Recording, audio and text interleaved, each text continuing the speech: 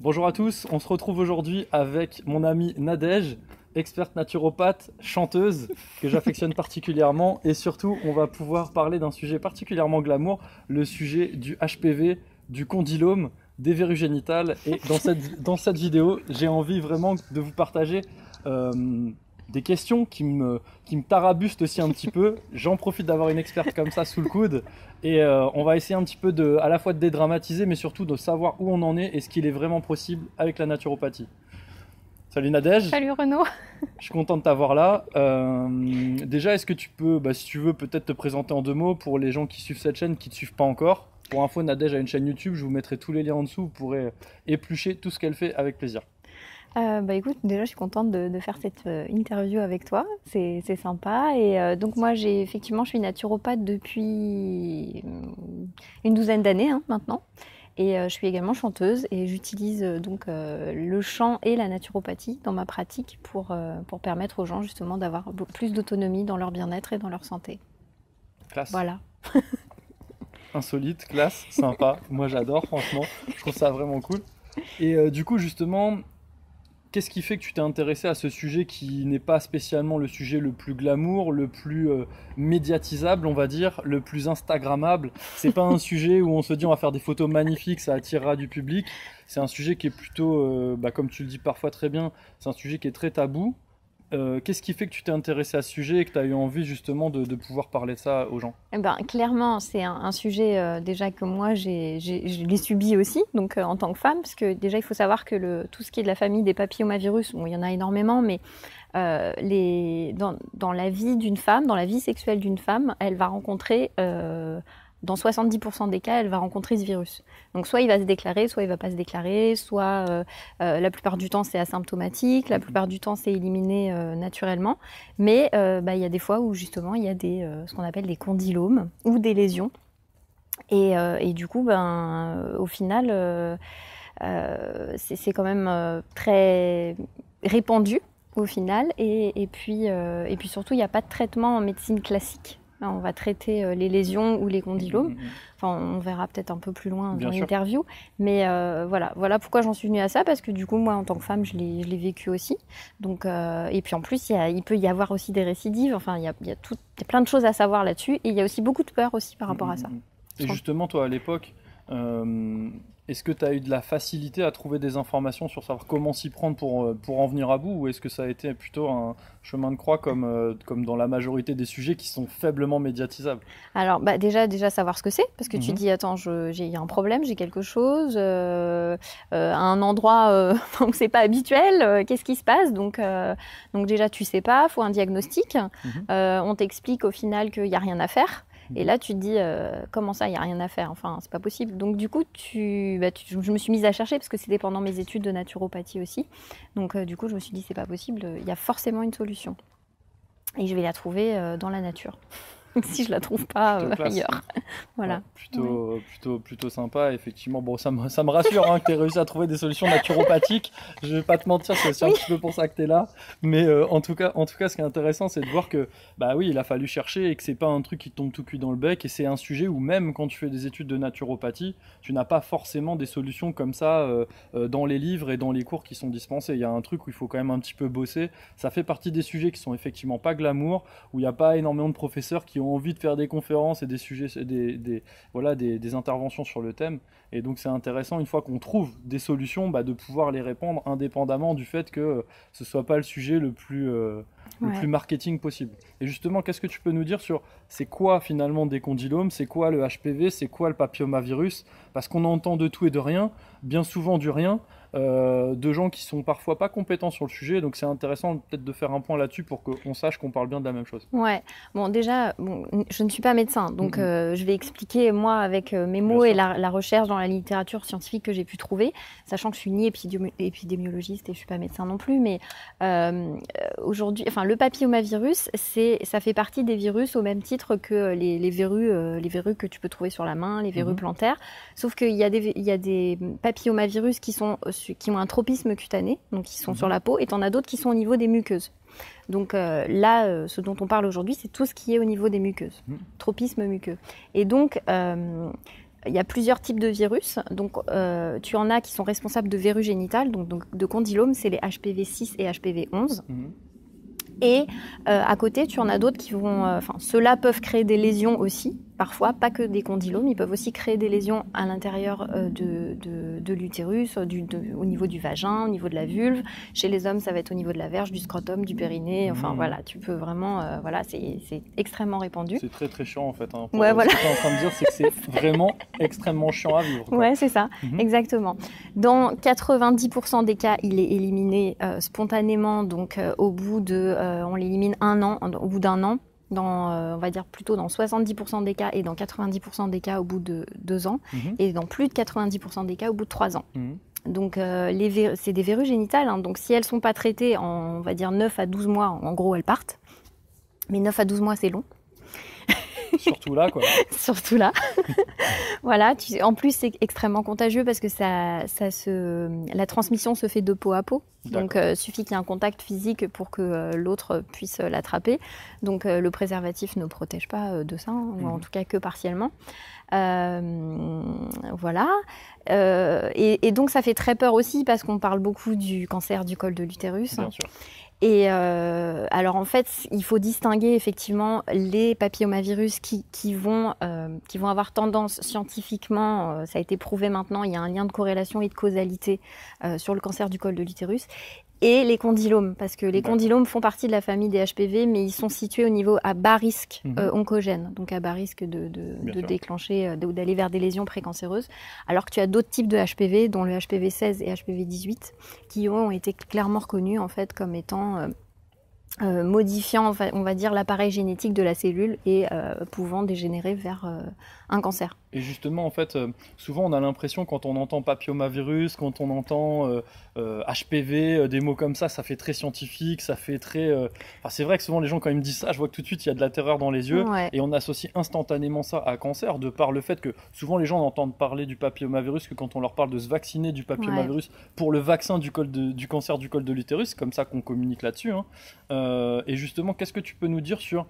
C'est quoi le vrai mécanisme qui se passe en fait entre le moment où on attrape ça, où on est infecté, et le moment où réellement on développe un cancer? Ça prend quel temps? C'est quoi le mécanisme? Et est-ce qu'à chaque fois qu'on y est exposé, on risque un cancer? Non, justement, donc comme je te disais, moi j'ai cherché pas mal d'infos, j'ai trouvé le professeur Gondry qui en parle beaucoup, qui est le président de l'association de colposcopie, l'association française de colposcopie et gynécologie. Et c'est vrai que lui, il expliquait très très bien, c'est que dans 90% des cas, donc c'est éliminé.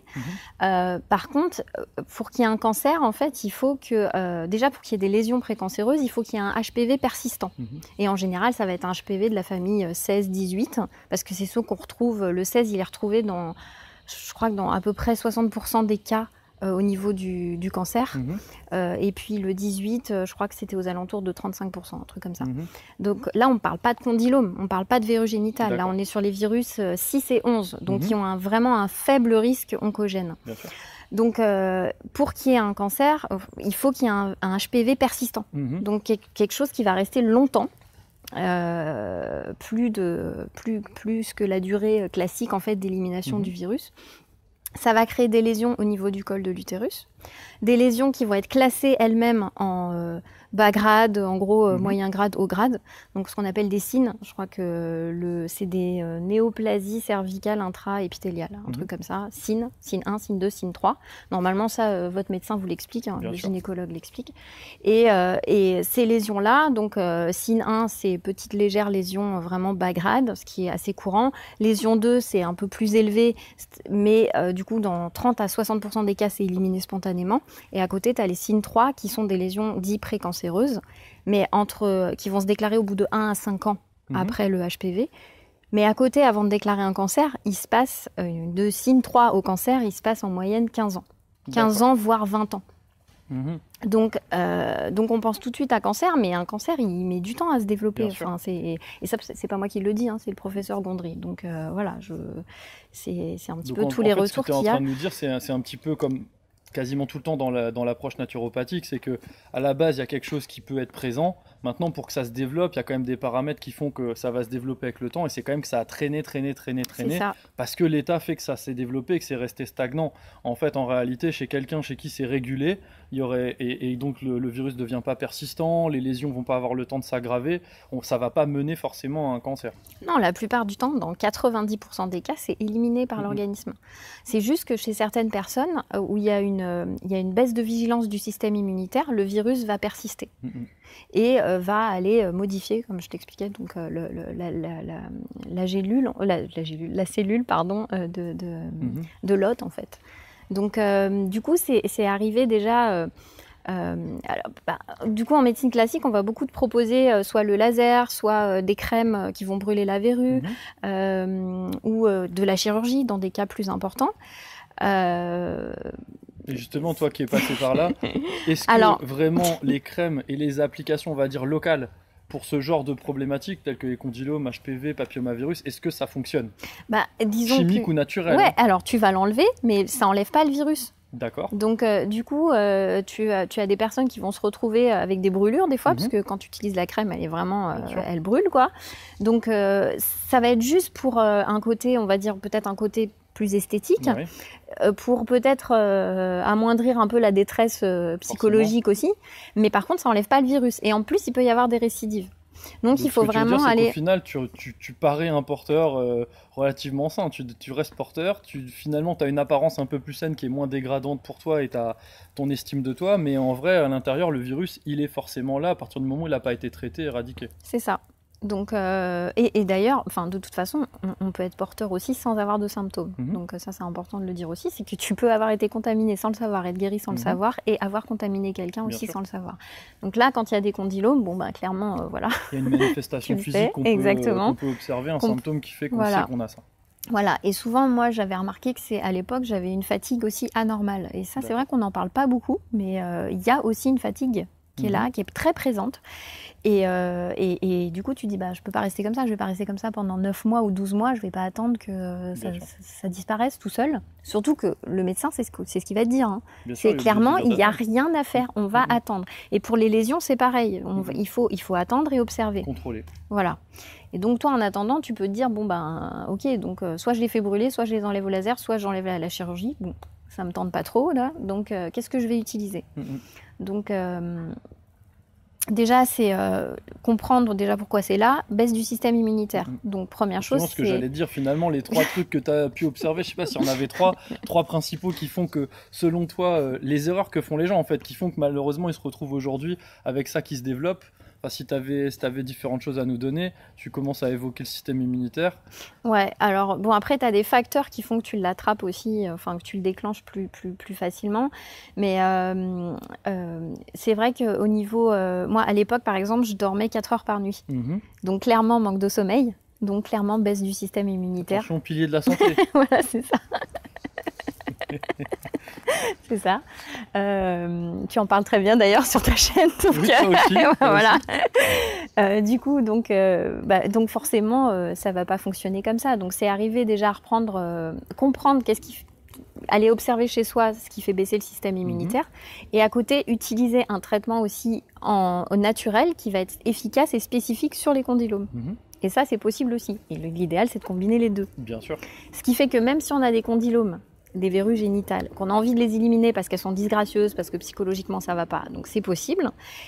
Mais on peut l'étendre aussi aux HPV en général, y compris les HPV qui ont un pouvoir oncogène plus important, où on peut se dire, de toute façon, si j'améliore mon système immunitaire, je vais déjà améliorer aussi la disparition, je vais relancer en fait les processus d'auto-guérison naturelle de mon organisme. D'autant plus que tu disais, les femmes, ils sont exposées à plus de 70% de cas dans leur vie, etc. Ça veut bien dire que toutes les femmes ne manifestent pas des choses et n'ont pas le virus qui se prolifère en elles, qu'il a été régulé. La vraie question, c'est pas de se dire pourquoi certaines ça se développe, c'est aussi de se dire pourquoi certaines ça se développe pas. Et donc finalement, ce que tu es en train d'expliquer, c'est que si on fait ce qu'il faut dans son hygiène de vie, dans tout ce qui touche bien évidemment la fatigue, entre autres comme paramètre, mais tout ce qui va finalement impacter le système immunitaire et baisser sa vigilance ou dégrader sa réactivité, sa puissance de frappe, en fait, en vrai, bah, à ce moment-là, on va éviter voilà, si on arrive à travailler là-dessus, on évitera évidemment l'apparition, mais surtout, même si on est exposé, il n'est pas dit que le virus va proliférer ou prendre racine chez nous, quoi, Ouais. tout simplement. Ouais. Et justement, tu évoquais la notion de traitement. Moi, ma question, c'est est-ce que même si on trouve le bon traitement, tu disais en allopathie, ils ne sont pas forcément outillés d'un traitement à l'heure actuelle, mais il existe des traitements, on va dire, naturels. Je sais que tu as obtenu des très bons résultats.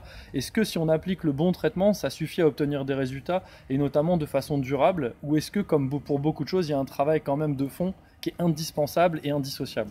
Alors, effectivement, ça dépend des personnes, mais t'as chez certaines personnes, juste le traitement va suffire et ça va partir, mais super vite. Moi, du coup, c'est ce qui m'était arrivé.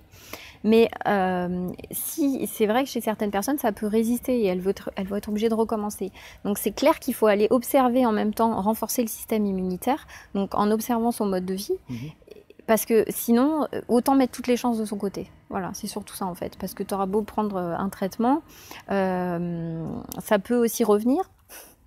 Donc, t'élimines, avec les huiles essentielles, t'élimines quand même pas mal t'élimines le virus vraiment. Il n'y a pas de latence en fait. Il n'y a pas de clairance plutôt. Mais c'est clair qu'il faut, t'es obligé d'aller travailler de revoir ton mode de vie. Moi, je me suis posé la question, il m'arrive ça, pourquoi j'ai ça? C'est que j'ai forcément des choses à changer dans mon mode de vie, quoi. Donc, à commencer par le sommeil, par les fameux 4 piliers de la santé. D'autant plus si la veille, tu ne l'avais pas. Ça veut bien dire qu'à un moment, il s'est passé quelque chose. Entre guillemets, ton corps n'est pas devenu plus con que la veille. C'est juste qu'à un moment donné, il y a quelque chose qui s'est produit. Et il est clair que dans le domaine de la santé alternative, on connaît bien le fait qu'il y a énormément de paramètres qui vont impacter le système immunitaire, qui vont impacter ne serait-ce que la capacité du corps à comprendre qu'il se passe quelque chose, ou bien à mettre en place des processus de guérison. Et il est clair que si on n'agit pas là-dessus et qu'on n'essaye pas ne serait-ce que d'être à l'écoute, on ne va jamais pouvoir corriger cette partie-là. Et justement, en fait, lorsque tu peux accompagner des personnes là-dessus, ça prend à peu près combien de temps d'en venir à bout si vraiment on fait ce qu'il faut? Alors moi, clairement, quand je l'ai fait à l'époque, ça avait duré 15 jours, 3 semaines maximum. Donc du coup, c'est en tout cas c'est ce que je délivre aux gens, c'est que je me dis voilà, si vous le faites vraiment sérieusement, vous changez votre mode de vie, vous appliquez la prescription, vraiment le traitement indiqué, en 3 semaines, vous avez vraiment une amélioration de l'état en fait. Donc, ça, c'est intéressant de 9 mois à 3 semaines. On n'est pas non plus dans quelque chose où parfois on nous dit bah voilà, à long terme il faudra prendre parce que vous savez, on ne sait pas, etc. On va voir, on va observer ce qui se passe. Là, on est dans quelque chose où il y a du tangible. C'est très simple, vous avez des verrues génitales, je pense que vous êtes le premier à vérifier tous les jours si elles sont toujours là, quoi.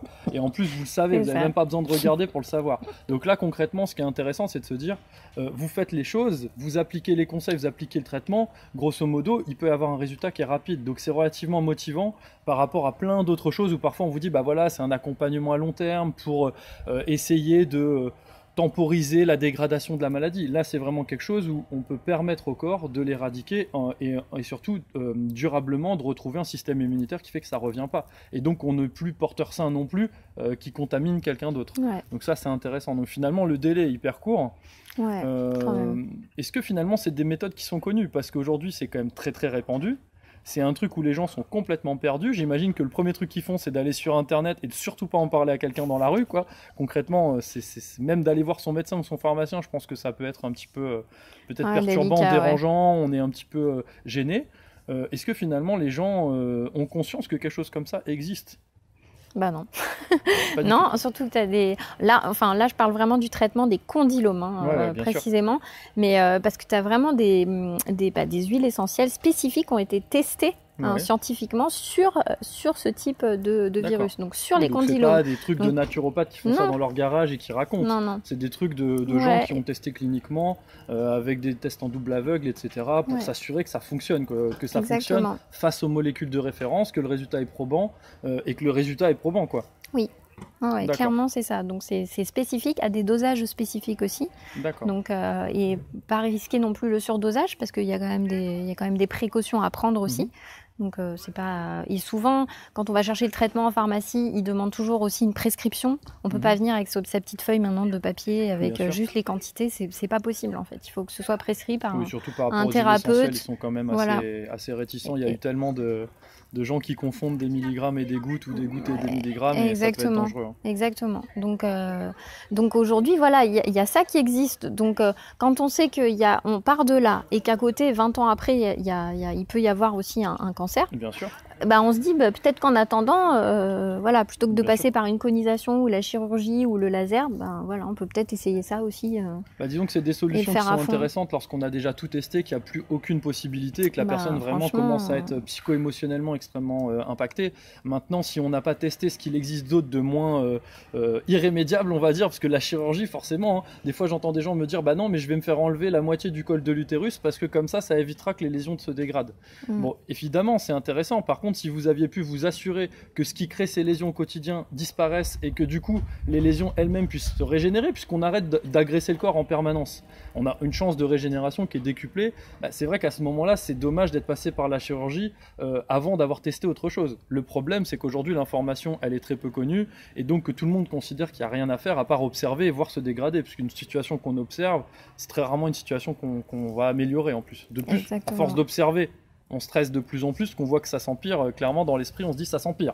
Oui. En prenant ma situation s'empire, n'est pas en train de l'améliorer. C'est ça, et en plus on pense souvent qu'il n'y a rien à faire, alors que dans son quotidien on fait des gestes qui paraissent anodins et qui en fait vont aussi être responsables du fait que ça va empêcher l'élimination plus rapide du virus. Donc je pense notamment au grignotage, voilà, par exemple. C'est ce que j'allais te demander, est-ce que tu avais des exemples justement du mode de vie qui peuvent justement baisser cette vigilance du système immunitaire, quelque chose comme ça, là, un petit peu, voilà, qui selon toi sont vraiment, ça saute aux yeux, que c'est évident que c'est des trucs qui sont récurrents chez tous les gens qui ont ce type de problème. Alors clairement, c'est le manque de sommeil. Non, mais ça, c'est numéro 1. Bien sûr. Et puis, je dirais son équivalent, même je vais pas dire numéro 1, c'est le grignotage. À partir du moment où tu grignotes, tu respectes pas tes temps de digestion. C'est clair que tu altères.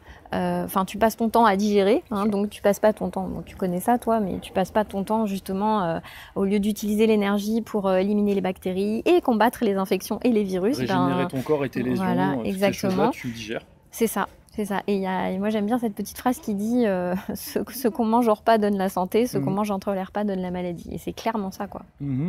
Encore faut-il savoir ce qu'est le grignotage aussi, parce qu'il y a beaucoup de gens qui savent pas, qui pensent ne pas grignoter et qui grignotent. Oui, donc, souvent quand on veut les piéger, moi j'aime leur demander s'ils prennent des collations pour tenir. Lorsqu'ils m'ont dit qu'ils grignotaient pas, ils me disent oui, je prends des collations. Mais c'est pas du grignotage, c'est pas des chips devant la télé. Comme si le grignotage en fait c'était pas un acte, c'était plutôt un composant alimentaire, tu vois. C'est ça. Bon, si vous voulez plus d'infos sur le grignotage, vous le savez, j'ai fait plusieurs vidéos là-dessus, sur qu'est-ce qui est grignoté, pourquoi faut pas grignoter, et surtout les conséquences du grignotage pour que vraiment vous puissiez en prendre conscience, parce que nous, c'est vrai que pour nous c'est évident, pour la plupart des gens ça ne l'est pas forcément, et en tout cas quand on connaît l'impact du grignotage sur l'affaiblissement du système immunitaire, l'affaiblissement de la capacité de régénération cellulaire du corps, etc.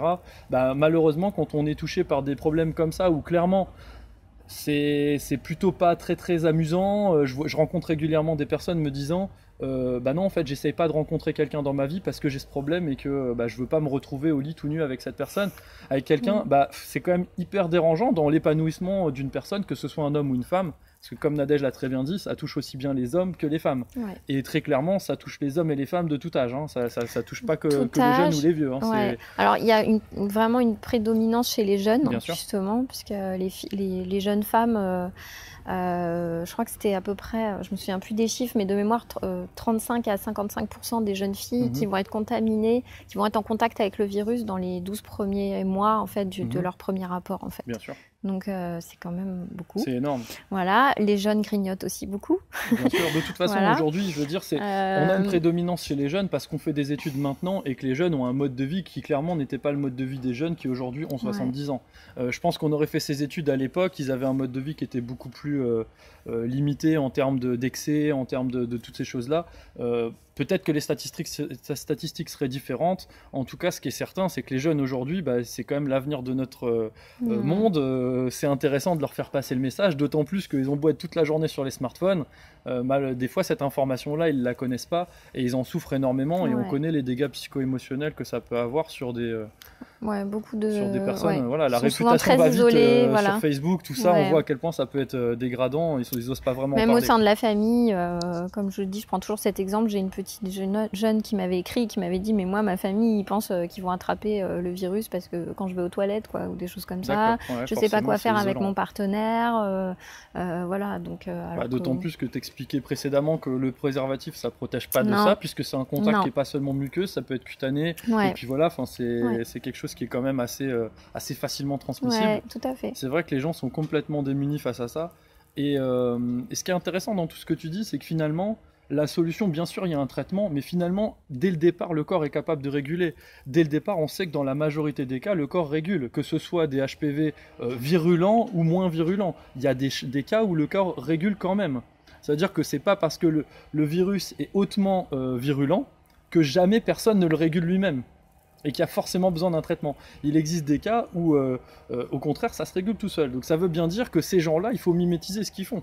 Ces gens-là, qu'est-ce qu'ils font? Ils ont une hygiène de vie qui ne dégrade pas leur système immunitaire. Tout à fait. C'est clair. Tu parlais du grignotage, tu parlais de la fatigue. Il est évident que c'est des choses qui sont fatales. Nous, on parle tout le temps des piliers de la santé. Moi, ça m'amuse beaucoup parce qu'en consultation ou en conférence ou en formation, je passe à peu près, je vais dire, 30% de mon temps à dire qu'il faut arrêter de grignoter. Alors forcément, les gens viennent chercher le traitement miracle et je leur dis d'arrêter quelque chose. Ils ont du mal à comprendre, je leur fais pas avaler une pilule. Mais c'est fondamental. Dans ce genre de cas, ça va générer des résultats qui n'auront rien à voir. Vous arrêtez juste de grignoter et vous améliorez un petit peu votre sommeil ou votre temps de sommeil en vous organisant. Et bizarrement, en faisant le traitement adapté, il y aura des résultats qui seront bien plus probants qu'en faisant que le traitement. Ça, c'est clair. Alors tu as aussi, on peut quand même le dire aussi, pareil, les gens qui bougent pas assez, qui n'ont pas assez d'activité physique, c'est vrai que c'est important de le préciser aussi. Le fait de bouger, ça va activer le système immunitaire aussi. L'oxygénation, etc. Il est clair que les virus, c'est pas vraiment un milieu suroxygéné qui va les faire rêver dans le corps. Ou faire trop de sport aussi, ça peut être délétère. Et puis évidemment, gérer le stress, quoi. Donc c'est juste pour dire qu'il y a des traitements qui existent, mais à côté, on peut être toujours capable d'agir aussi. Et que c'est vraiment se remettre en question par rapport à ça et prendre conscience, en fait, comme je vous ai dit, moi, quand ça m'est arrivé, c'est attends, là, il y a quelque chose qui va pas, qu'est-ce qui se passe dans ma vie, quoi. Et c'est clair que quand je faisais le bilan de tout ça, il y avait des choses qui n'allaient pas et que j'ai dû, au fur et à mesure, remettre, quoi, rééquilibrer. Souvent, moi, j'aime dire quand la personne vient me voir pour un problème particulier ou qu'on me rapporte un cas et qu'on me demande mon avis, c'est de dire cette personne, en fait, dans son idéal de vie, elle en est où? Est-ce qu'elle est au courant de ce qu'est son idéal de vie? Je lui demande pas de savoir si elle veut être en bonne santé parce qu'elle est en mauvaise santé. Je veux savoir dans son idéal de vie et dans ses différents domaines qu'est-ce qu'il en est. Qu'est-ce qu'il en est de son travail? Qu'est-ce qu'il en est de sa situation amoureuse? Qu'est-ce qu'il en est de ses loisirs? Qu'est-ce qu'il en est de son sommeil? Qu'est-ce qu'il en est de sa joie de vivre? Qu'est-ce qu'il en est de tout ce qu'elle aime faire dans la vie et de ce qu'elle souhaite réaliser, ce qu'elle souhaite avoir, faire et être? Et donc justement, l'intérêt, c'est que lorsqu'on est confronté à ce genre de pathologie, que ce soit simplement des verrues génitales, des verrues plantaires, ça semble anodin pour certains parce qu'on se dit c'est pas un truc mortel, même si on a compris qu'en laissant traîner, ça peut devenir quelque chose qui va dégénérer, aller dans des pathologies extrêmement graves, voire mortelles. En tout cas, ce qui est sûr, c'est que il faut absolument, si vous voulez, prendre conscience tout de suite que vous pouvez vraiment agir, mais pour ça, il faut comprendre ce que vous voulez être à l'intérieur de vous, et donc peut-être de faire cet exercice de vous dire dans 6 mois, dans 1 an, quelle personne j'aimerais être. Et à quel niveau j'en suis aujourd'hui? C'est pas pour se dire je suis une merde et j'arriverai jamais, et il me reste tout ça à parcourir et les autres sont tellement meilleurs que moi. C'est pas ça. C'est pour dire aujourd'hui, si j'ai ce problème, c'est parce que je ne suis pas la personne qu'au fond de moi je rêve d'être. Ce qui me tient à cœur, ce qui m'anime. Parce que lorsque vous êtes cette personne, il n'y a plus aucun problème. Souvent, j'aime une vidéo, que je vous mettrai le lien en dessous, une vidéo où justement il est évoqué justement cette notion de l'état physiologique lorsqu'on tombe amoureux. Quand vous demandez à quelqu'un le moment où il est tombé amoureux, vous lui demandez comment ça allait dans sa vie, s'il avait de l'énergie, s'il dormait bien, etc. En règle générale, tout allait absolument à merveille. Il n'y avait aucun problème de santé. Même si la veille ça n'allait pas, il tombe amoureux, il n'y a plus de problème de santé. Il dort bien, il va bien, il digère bien, il n'y a aucun souci. Pourquoi? Parce que c'est là-dedans que ça s'est créé et que ça s'est manifesté physiquement de par cet état d'esprit qui est l'état d'esprit un petit peu euphorique de tomber amoureux. C'est un exemple un petit peu... volontairement un petit peu, pas choc, mais voilà, c'est un petit peu spécifique, c'est pas le truc de tous les jours, on tombe pas amoureux tous les jours, mais voilà, pour vous dire, c'est parce que dans cet état d'esprit, on génère un état différent. Et donc de choisir qu'est-ce qu'on veut être, ça permet de voir où on en est aujourd'hui et de finalement décider de s'améliorer.